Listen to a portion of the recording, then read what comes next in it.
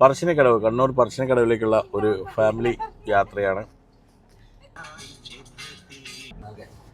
2025 open ആവുമെന്ന് വിചാരിച്ച റോഡുകളാണ് ഇപ്പോൾ ആകെ അലമ്പ്. നമുക്കൊന്ന് കോഴിക്കോട് ടു കണ്ണൂർ പോകണമെങ്കിൽ എനിക്ക് തോന്നുന്നു ആദ്യം വേണ്ട സമയത്തിനേക്കാളും ഒരു 2 മണിക്കൂർ അധികം ഇപ്പോൾ എടുക്കുമായിരിക്കും.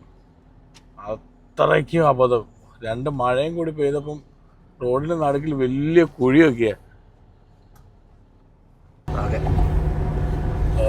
മാഹിന്ന് നമ്മുടെ ബൈപ്പാസിലോട്ട് കയറിയതിന് ശേഷം നല്ല കിടു റോഡ്, സെറ്റപ്പ് റോഡ്. ഇതുപോലെ തന്നെ ബാക്കി റോഡിൻ്റെ പണിയും കൂടി കഴിഞ്ഞാൽ അടിപൊളി. സെറ്റപ്പ്